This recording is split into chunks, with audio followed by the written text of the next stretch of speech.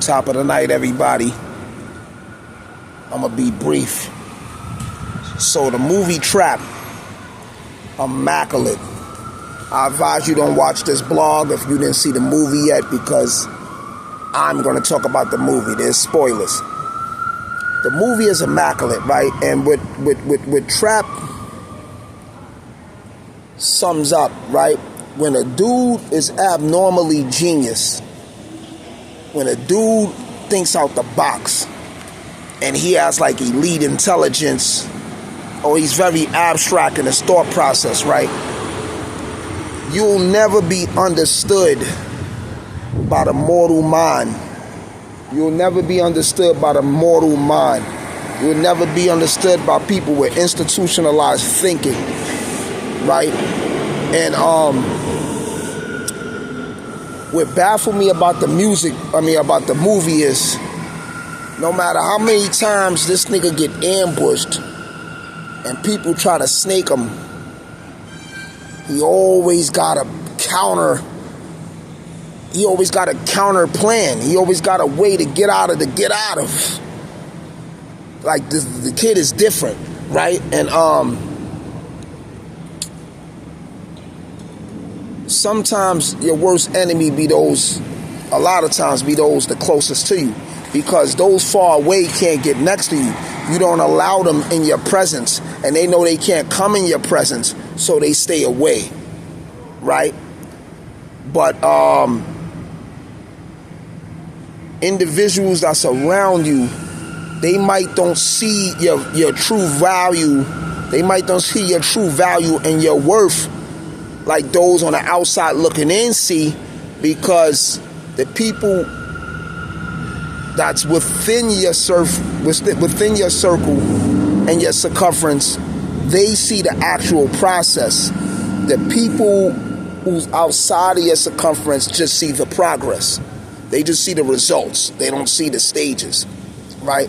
So sometimes when people see how rats everywhere, sometimes when people see how something is made, it ain't the same how once it's made already and it's in elite form, right? So anyway, the dude, when it all was said and done, his wife betrayed him because she thought he was cheating with a girl. But he wasn't cheating with no girl. This nigga was bodying niggas. He was kidnapping niggas, bodying niggas, abducting niggas. This nigga was doing the darkest, evilest shit, right? But his wife, her jealousy and her typical womanness, she thought he was dealing with another woman. And she started snooping around this man's business because he kept both of his lives separate. He kept his serial killer life separate from his family life.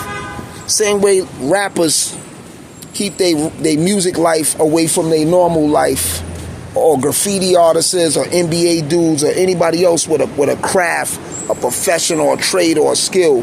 They have that life, and then they have the life at home. Same thing with a dude that's a drug dealer or whatever. He has his street life, and then he has his at-home life. In the streets, people might fear him, scared of him. They know this dude is a maniac, he's murdering niggas, or whatever. Or he's like no nonsense.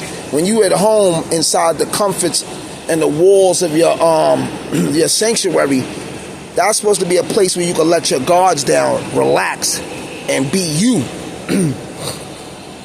But some men don't have peace at home, right? They don't have peace at work. They don't have peace in the streets. They don't have peace at home. And when a man don't have peace nowhere, because your sanity is constantly being evaded from all aspects, that could drive you crazy or bonkers too. But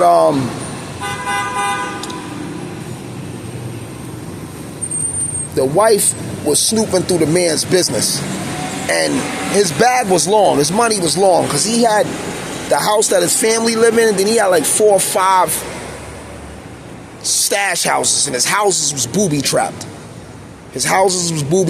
He always got exits, back exits nobody know about, all type of shit, right? But his wife was snooping through his toolkits, his property, everything. Me personally, I have 3 rules when I deal with any person of the opposite species. Don't go through my phone. Don't go through my wallet. And don't play no police games. Once you go through my phone, once you go through my wallet and play a police game, all bets is off. I don't want nothing to do with you. It's quiet, right? So I identified with this movie because his wife was snooping through his toolkits. She was snooping through all his stuff with his weapons and where he was kidnapping people, all type of shit. She went through the nigga property. She just violated. She went in shit she didn't supposed to be in, being nosy. And we ain't gonna demonize all women. Some women, you know, I'm gonna say out of 100, the 10% know how to mind their business and let their man just be a man and shit like that. Those is different type of women. You know what I'm saying? Like, you know, Denzel Washington is blessed to have one. And we'll get into that story another time. Remind me, people, and I'll break that story down. It got something to do with Denzel Washington, his wife, and Sanaa Lathan. A few women know how to play their position. Nicole Murphy did it for like 20-30 years with Eddie Murphy. You know, there's a few other women, but some women understand the assignment, some don't. But, yeah, those three things. Once a woman violates those three things, all bets is off. And his wife tried to jam him up with the law. Not tried, she did. His wife had that nigga ambushed. And that nigga got up out of all of it.